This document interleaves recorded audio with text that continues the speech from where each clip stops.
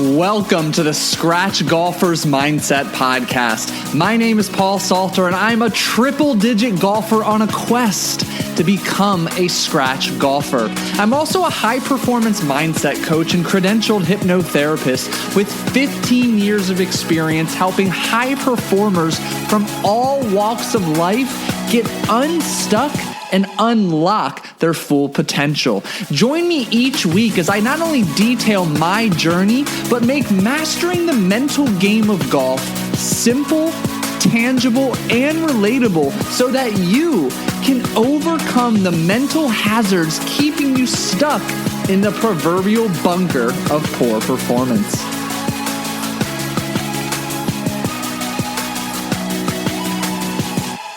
Hey, fellow golfer, welcome back to another episode of the Scratch Golfers Mindset Podcast. I'm your host, Paul Salter, the golf hypnotherapist, and today, you are in for a treat. I am honored to introduce you to the host of the Flaghunters Golf Podcast, none other than Mr. Jesse Perryman. I have been fortunate enough to get to know Jesse over I guess maybe the last 5 or 6 months. I had the opportunity to join him on an episode of the Flaghunters Golf Podcast, and we hit it off so much that even before the podcast, we're doing one of those typical discovery, feel each other out calls that was supposed to maybe be 5 minutes. Well, 45 minutes later, we are still talking. We get to the first episode. We're about an hour in. We lose connection. So we revamp. We schedule another time. We do another recording. And now we've gotten 2 hours of recorded content on his podcast. And now you'll see today is a masterclass in all things subconscious programming, fear, limiting beliefs designed to help you get out of your own way. And what really fascinates me about Jesse, aside from the literal heart of gold that he has, is his depth of knowledge and understanding of the mental game of golf from the perspective of being one hell of a competitive golfer. Jesse's been golfing for over 40 years, including 3 years as a Division I golfer alongside multiple tournament trophies. He has such an eerily similar and unique view about harnessing the power of your subconscious mind to play golf. And I'll be candid, you're about to enter into the ether of a zen-like hypnotic flow conversation with a +2 handicap index golfer who just recently won yet another club tournament at the age of 54. And today we are going to talk all things related to embracing the nerves, getting out of your comfort zone, letting go of fear, and how you can ultimately practice passionate acceptance and neutrality to take your golf game to the next level. So without further ado, please help me welcome Jesse to the show. Jesse Perryman, welcome to the Scratch Golfers Mindset Podcast. How are you today, my friend? Thanks, Paul. I'm doing great. Thanks for having me on.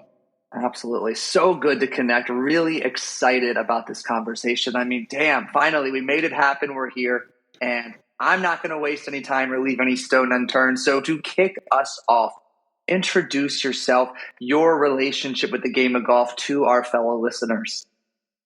Yeah, so, well, Paul, I mean, you and I met through social media, primarily via my podcast, which we'll go into, I'm sure. But I've been playing golf since I was 12. I'm 54 now, getting ready for some senior amateur golf.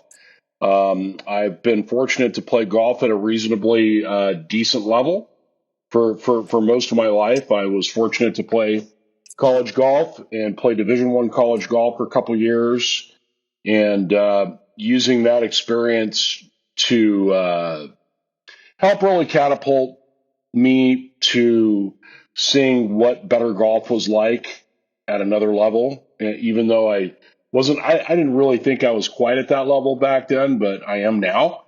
And, but to really have a preview to play with some of the nation's best, guys in their early 20s.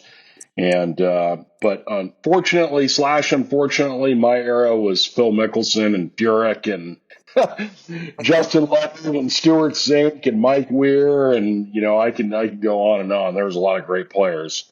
I was looking up at the leaderboard a lot, but I was there. I love it. So incredible. And we're going to unpack the competitiveness and your experience competing so consistently. But I'm curious, fill the listeners in now. What are you doing now that still connects you to the game of golf?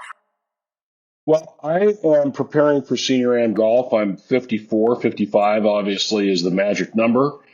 Hopefully not my last age milestone. But yeah, so I have been playing some amateur golf just to help prepare myself because those guys can still play out there.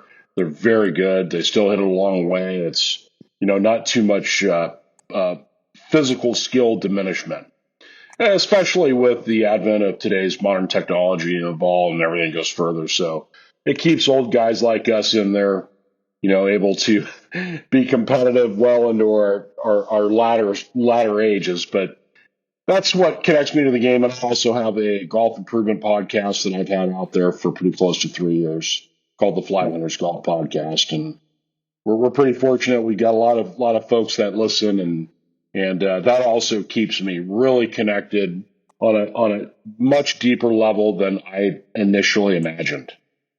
And you do a terrific job. So it's no surprise to me.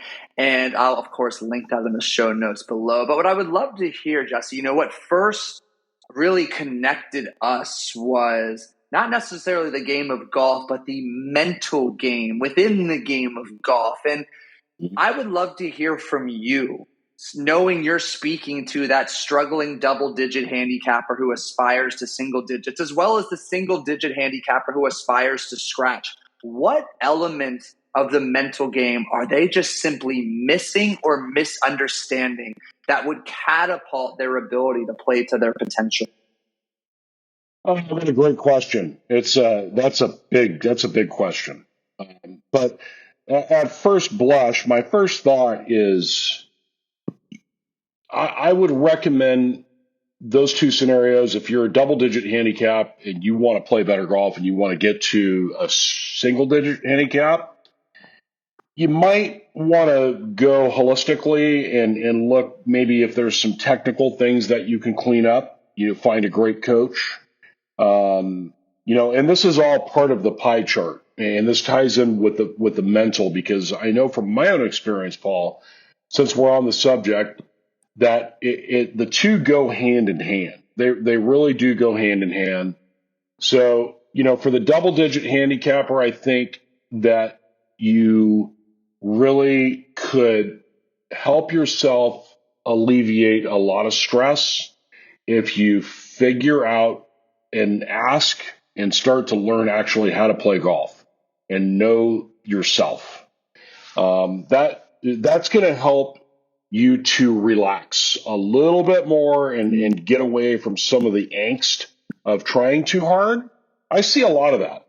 I play a lot with my fellow club members, and I got some guys that I play with that are double digit handicaps, and they try so hard. Mm-hmm. I mean, and I tell them, look, brother, you're trying a lot harder than I am. There's something to be said for that, whatever that is, how that's ingested by the listener right now.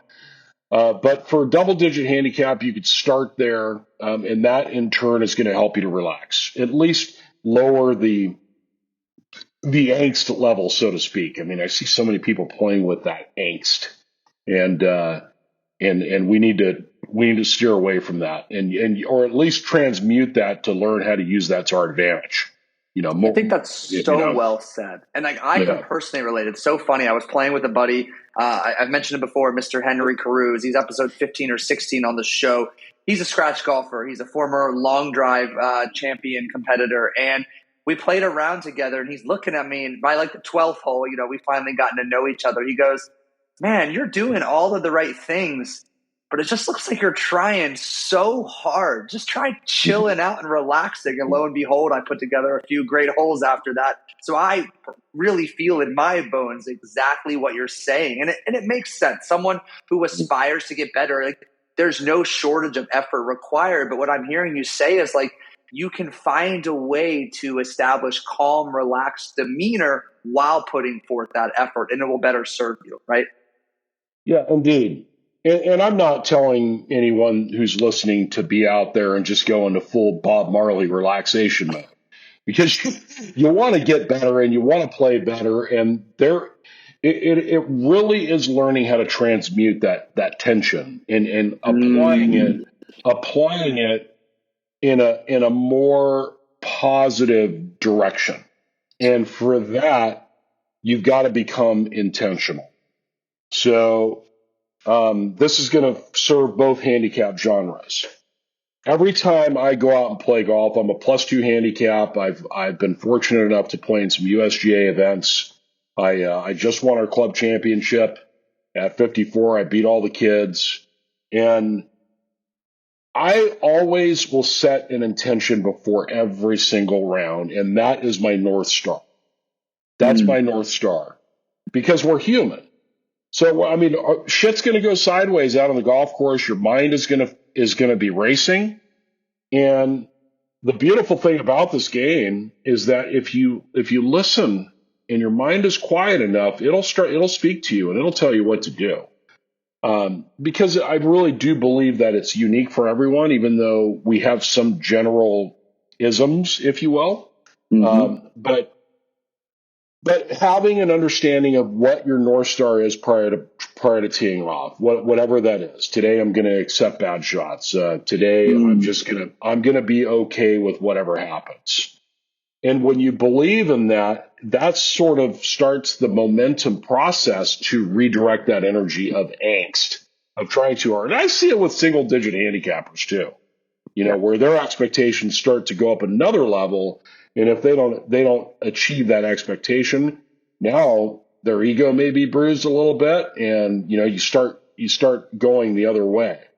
You want to spiral upward, not spiral downward. But I do believe that whatever the intention that the golfer wants to set for that round, that is what he or she, that's their North Star, that's their guiding light, that's their anchor point to go back to something. I always set an intention, and today I went out and played a bunch of holes at my club and just to prepare for a tournament I have in a couple weeks. And the intention was to be okay with whatever happens out there, to be absolutely neutral, to be objective in what I see, and my game is going to tell me what I need to work on prior to coming into this event. I love that. Absolutely incredible. I mean, one of the things I think that subconsciously, unconsciously drew me to you as well, Jesse, is just like your vernacular, your wordsmithing. And when you specifically were talking about listening and the mind will speak to you. I once heard a quote that the voice of the subconscious mind is silence. And I think you say that so beautifully in your own way too, because you're right. When we're able to have an intention, we shut off all the distraction. We're able to settle our conscious mind on something that is fixed. And you and I both know the body, the subconscious are two of the same. So if our conscious mind is fixed on that intention, your body knows how to swing the damn golf club. And now it's able to do so without that tension. Yeah, that's right. I mean, it's in a sense, really, when you have something that is an anchor point, it's like a walking, living, breathing meditation. And, you remind yourself, whatever that is, hey, look, all of a sudden, hey, I had it today. I had to remind myself today. I just go out and play casually. And next thing I know, I'm starting to make birdies and I'm starting to stripe it. And that's primarily because I have an intention to be okay with whatever happens. So I'm going to let the ball's going to go wherever it's going to go, and I'm going to be okay with it. But the ego gets involved.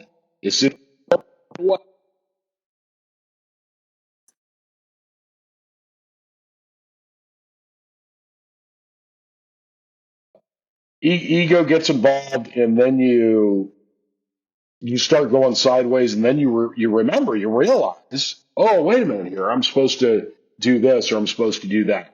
Whatever the intention is, it needs to be simple. You need to be able to remember it under duress, or if you're starting to go the other way and you're going to play well, because I could guarantee your listeners that listen to this podcast, Paul, that if they do that, they will supersede their expectations during the course of the round because you have knocked your ego out temporarily. You've knocked that inner voice out temporarily. But with that being said, and this is next level knowledge here, because this is what a lot of people don't talk about, unfortunately. And it's such an important piece to when you look at your game of improvement as a pie chart. There has to be something there that is the glue that binds them all. It's the glue that binds them all. And you look at say a 15 handicapper, for example. His or her goal is. And real quick, Jesse. Go ahead. Give us context with that pie chart. You keep alluding to that pie chart. Paint that picture clearly and then keep going so we have that foundation to build off of. Yeah. Thanks for stopping me. I think that the pie chart is subjective. However, it's universal for everyone because my pie chart might be different than yours, Paul. But you're looking at equipment as a piece of the puzzle, getting good equipment, properly fitted, not to how you're swinging the club now, how you want to swing the club. We're starting to get back to intention. Okay. If you're going to sit down with me and you're going to go, Jesse, you're a +2 handicap. How the hell do I get from here to there? I'm going to say, okay, Paul, pie chart here. How do you want to hit the golf ball? Oh, I want to hit high draws. Okay. So there's some technical. We're going to introduce technical parts to this. Technical and equipment are two of the same, just like the subconscious and the body. They're two of the same. One's operating the other, whether you're aware of it or not. That's the scary part. But going back to the pie chart, how well do you move?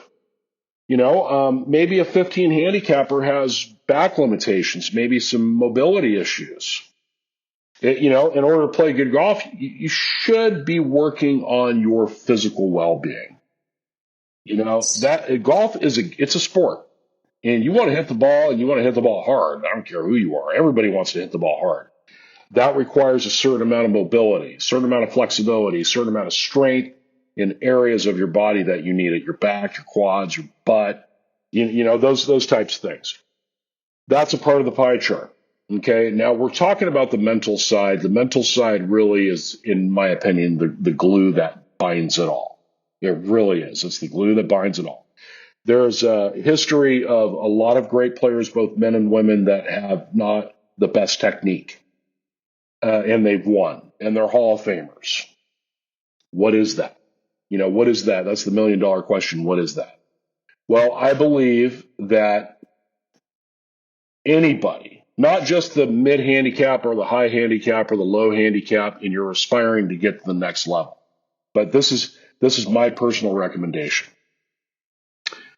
That along with setting intentions before a round, that has to be followed up by a practice that includes and is the foundational piece, not only in the game of golf, but in one's life. And that's the ability to be in the present moment.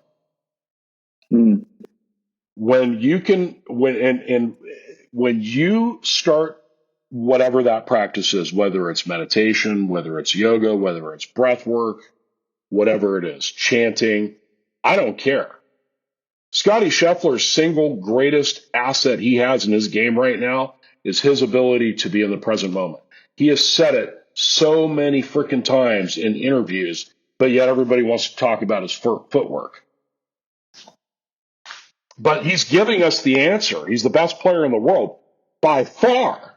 And he's giving us you know what? I just try to stay in the present moment. I don't really think about too much down the road. I use the golf course as a place for me to figure out what I need to work on, and me and my coach, Randy Smith, do that. Other than that, my primary focus is just to be in the present moment. It sounds so simple, but I guarantee you, anybody who's listening who's been in the zone in any part of their life, whether it's a game, just how much are you thinking when you're watching a great movie? You're not thinking.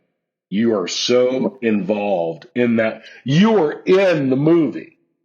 That is what we're called being in the present moment. Time ceases to exist. This is a masterclass. I Yeah. love this. The pie chart is incredible. It's so simple. It's tangible. It's incredibly relatable. And I love that you've given us two specific areas of focus: intention, then presence as that atmosphere to enmesh yourself in that intention. And if we had to, I'm curious, and you can draw upon your beautiful insight from your own playing experience or for what you've observed interacting with the best of the best. When it comes to cultivating that mindset to really get to the next level, achieve your potential, intention is a necessary ingredient. Presence and a practice around that is a necessary ingredient. What else am I or the listener really missing to take that next step? Other than the pieces of the pie that we've already outlined, I think another next step is not to be afraid to get out of your comfort zone on the golf course. Yeah. Okay? Because that's where you're going to learn, that's where you're going to experience absolute ton of growth. So you and I have spoken in the past in a bunch about coming from a spirit of neutrality. Okay? Right? So if you and I are sitting down, Paul, right now, which we are, but you're asking me these questions because you want to play better golf. Jesse, I want to become a whatever. What's your handicap? What's your intention for this game, Paul? How well do you want to play? Scratch golfer. Okay, scratch golf. Okay. So you set the wheels in motion to that. But, and this is a big but, you got to be willing to get a little bit dirty, a little bit uncomfortable. And when people ask me, how can I get better? How can I do these things? And I say the quickest way, you want to know what the fastest way to get better is go play in a golf tournament. Go play in a golf tournament, whether it's a fun net event at your club or a qualifier for a USGA event. Just go play one. Yeah. Just go see, go play in one, go have fun with it, be nervous, let all the doubts come, be afraid of holding that 3-footer, because I can guarantee you a lot of mid-handicaps, they don't finish their putts. So when you start putting the pen to paper or a pencil to a scorecard, it becomes real.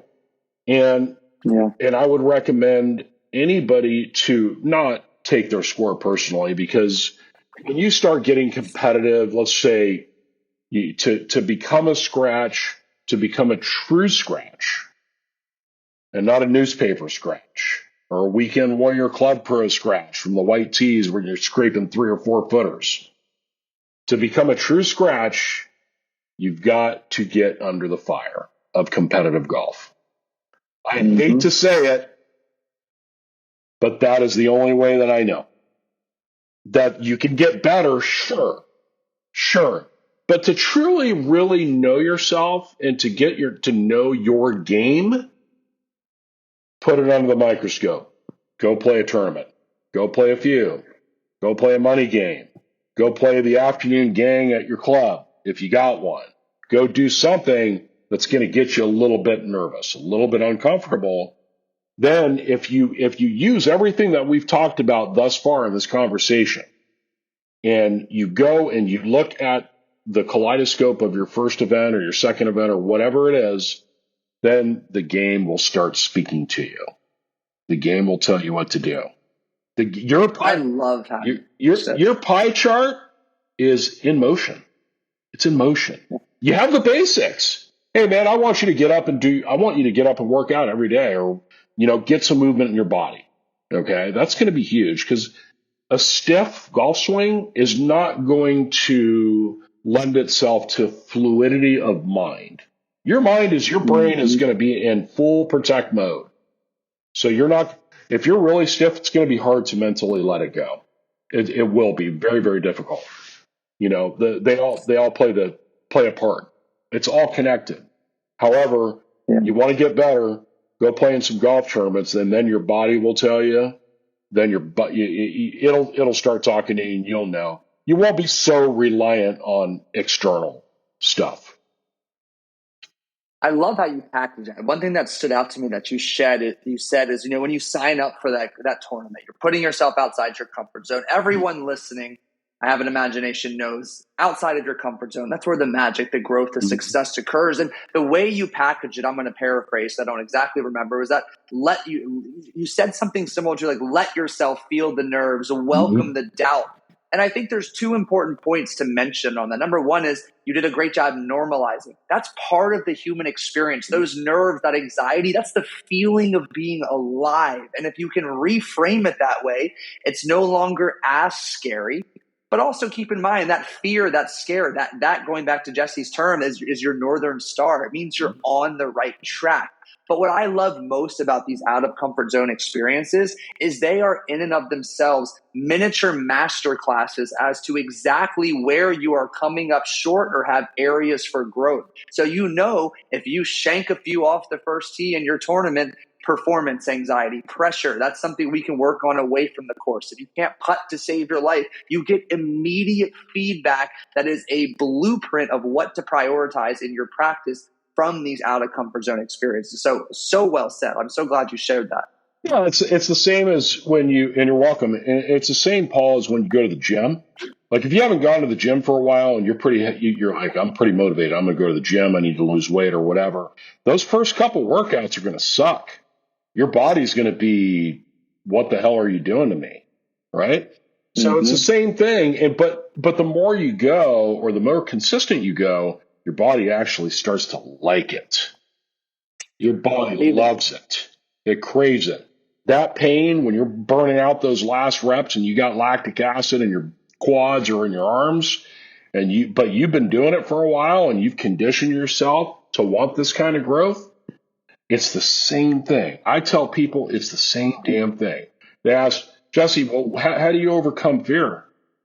How do you overcome fear going from the first tee from the range to the first tee? How come people don't bring their range game to their golf course, right? It's because they get in their own way. How do they get in their own way? Well, if you deconstruct everything that you and I have talked about, you're gonna find the answer. If you break down everything that we've talked about, you're gonna find the answer. The answer is different, but my answer is when I get up on the first tee and if I'm nervous, or if I have a little bit of angst, anxiety, a little bit of fear, it's not comfortable, but I remind myself that, hey, I'm a human being. I'm not a cyborg. It's okay. I give myself permission to be afraid. Like I just don't fight it. It's the way of the peaceful warrior. You go with the wind instead of fighting it. Trees grow with the prevailing wind. They don't grow against it. So, and they last a long time. And if we go with being a human being and accepting that we're going to be nervous, accepting that we're going to have some fear, especially if you haven't put yourself in that situation, go back to the gym example, then you know what? You're going to be okay. At the end of the day, I remind myself too, this is pretty stupid. Well, I don't think it's stupid, but it may sound stupid. But I just tell myself, so I had a 3 or 4 footer for par in my last tournament, which was the club championship a couple weeks ago. And I had some fearful thoughts going on when I was over the ball. And I was starting to tense up mentally. I could feel it in my body. And I backed off. I reread the putt. I took a couple deep breaths. And I said to myself quietly, I said, Jesse, if whether you make this or you miss it, you're not going to die. You're not going to die. So just get up and hit the damn thing. And I did. And I made it. I ridded myself. I just completely accepted the energy that was in my body. Because, what's that great quote? And this is a huge one for people that are trying to break to the next threshold, whatever that is. What you resist persists. Yeah. What you resist persists.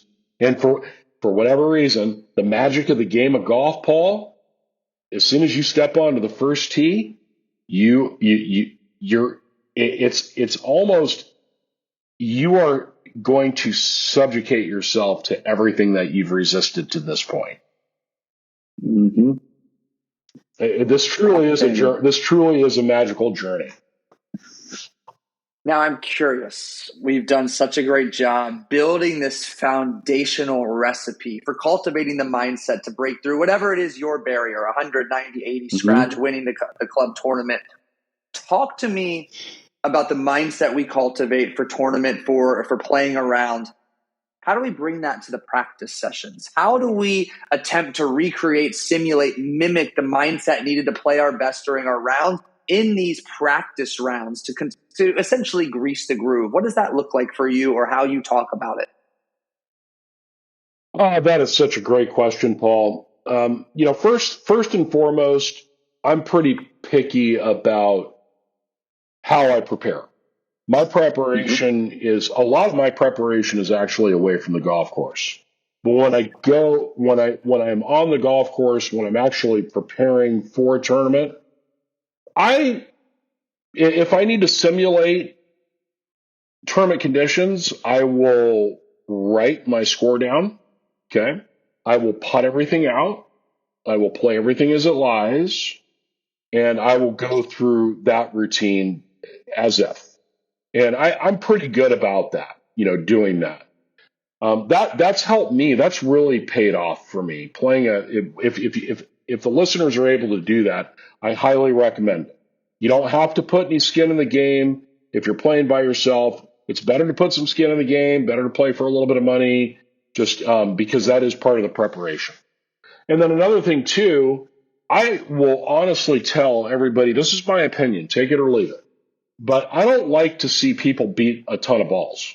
I think that range is a half lie because there's no consequences on the range.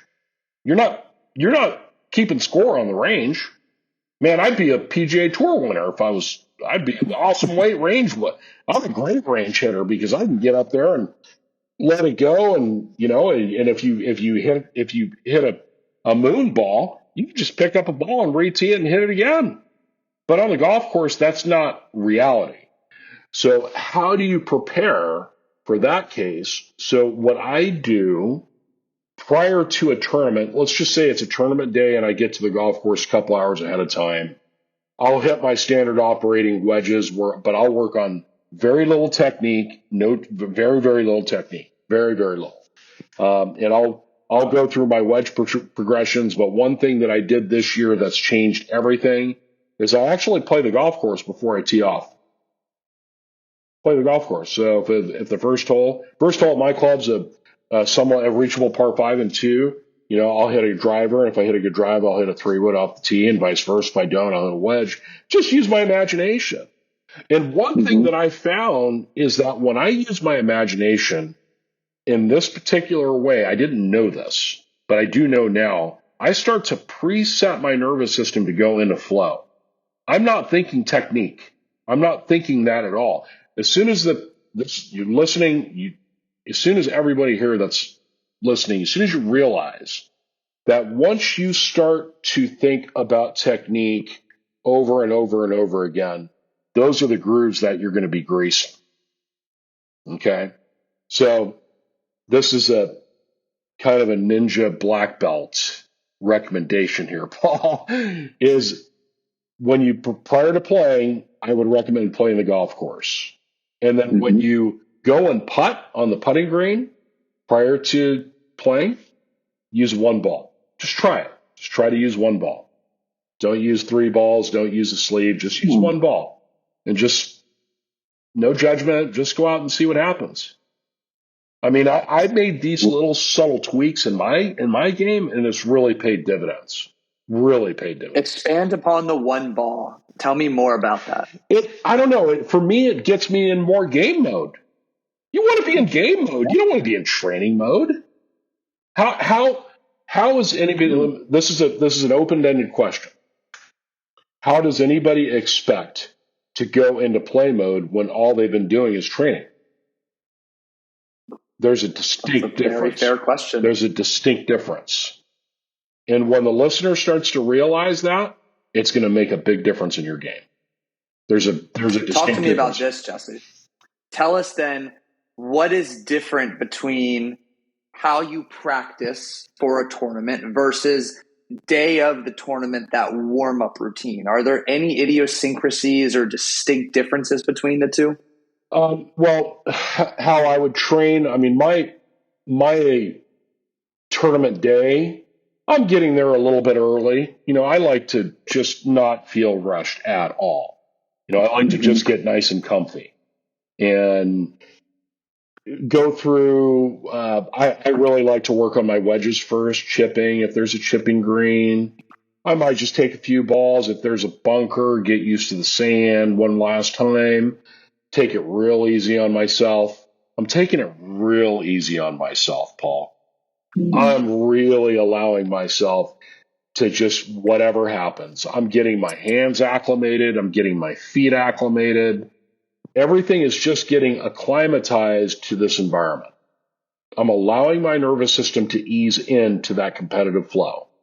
So if there's any technique that I would think about, it would be with my wedges. And that is just limiting my hinge and my wedges. And the good players will understand that. That's something that's, pertinent to me. But when it comes to hitting balls on the range, I play the golf course. So I might just hit about 20 or 25 balls and I'm good.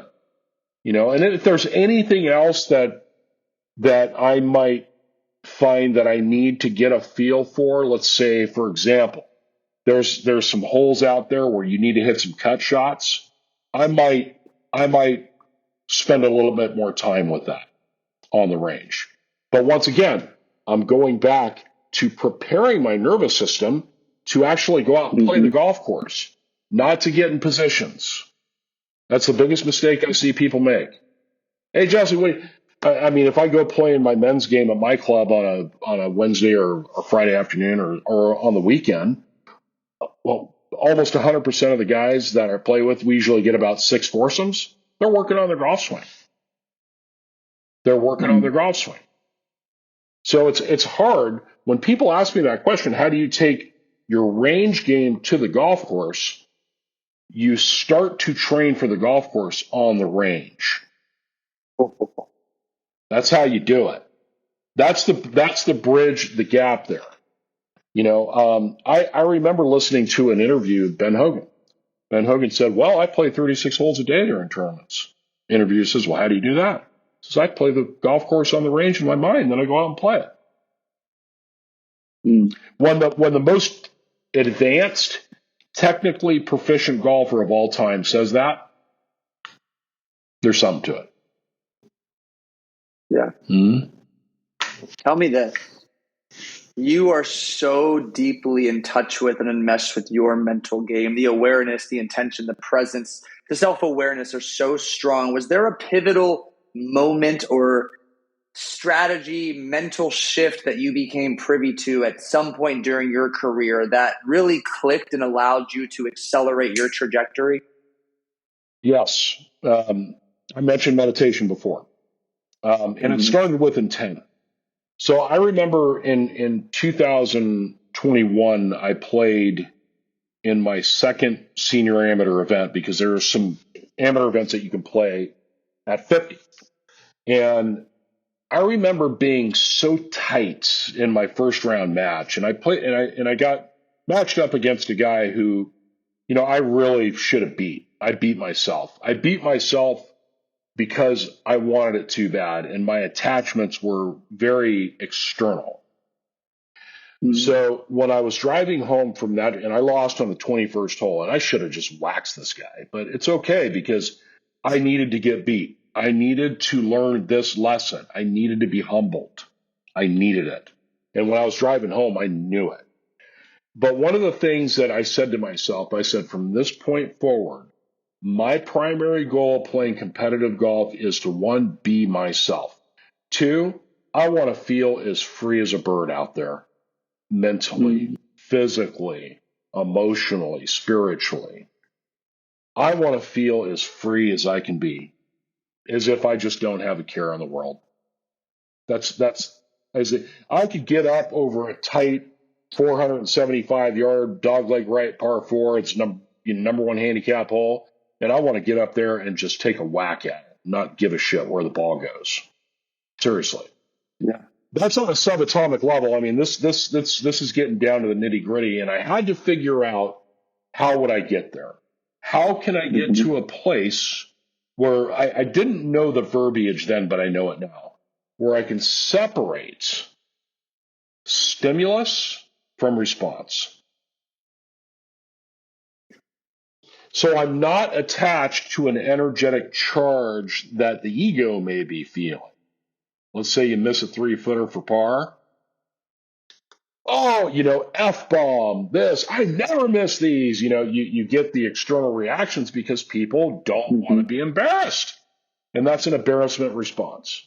I wanted to get to a place where I literally didn't give a shit. It's like, okay, whatever, moving on, let's go play. This is a game. You're supposed to play. You're supposed to go out and have a fun. It's not the end of the world if you miss a 3-footer. It's not the end of the world if you hook one out of bounds. Just tee it up and hit another one. That's the place that now this is a work in progress. I have a feeling this is going to be a work in progress for the rest of my life. But how I got there was meditation. 100%. How I got there. That's so neat. Yeah. So that there is still a moving target. And through the practice and the discipline of meditation, I've realized that we as human beings, or at least I'm going to speak for myself, and I've talked to a lot of practitioners. I'm a member of some great meditation groups on social media, and my golf teacher's a long time, 35-year meditator and Tai Chi practitioner. So he and I resonate very, very well. And one thing that I realized is how much my brain is in overdrive most of the time.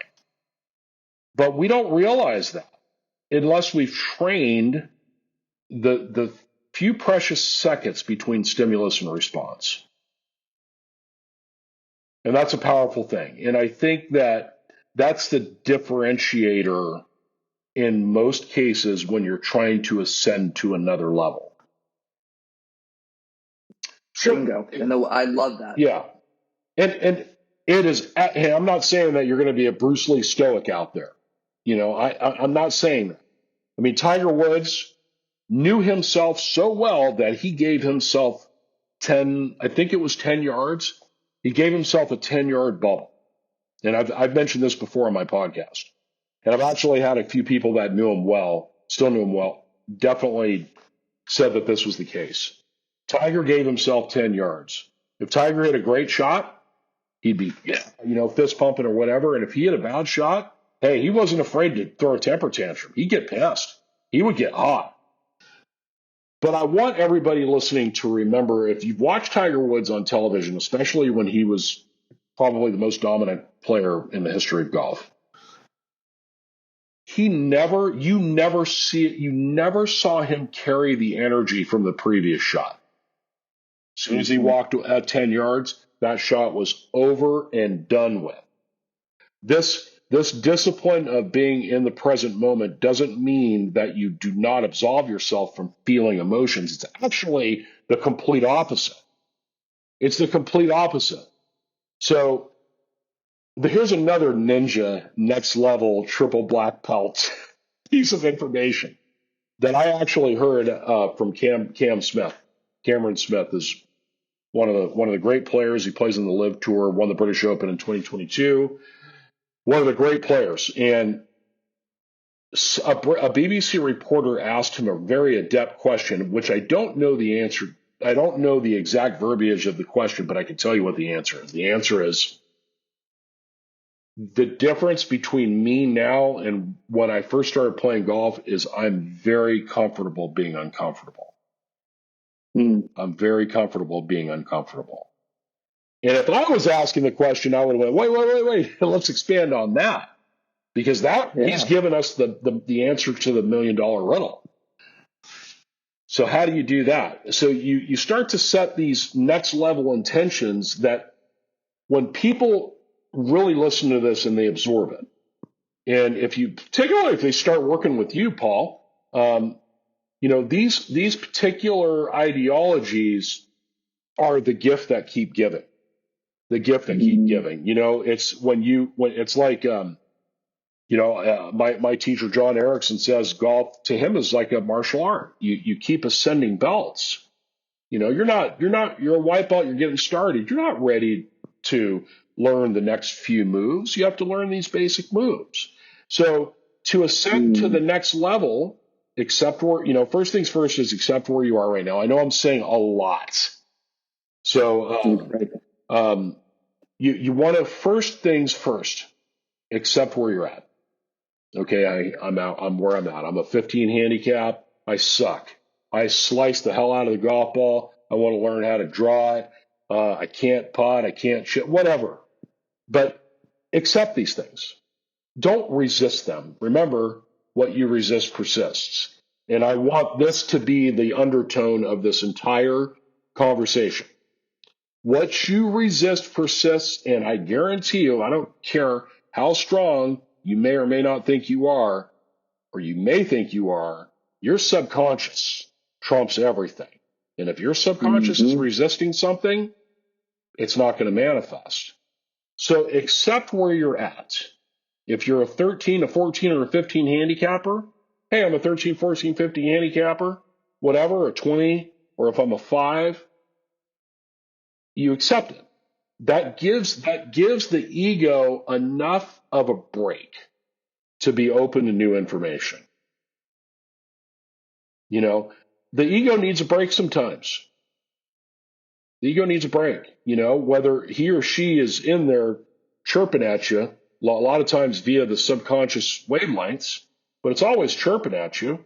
But there's something about acceptance that allows the body to relax.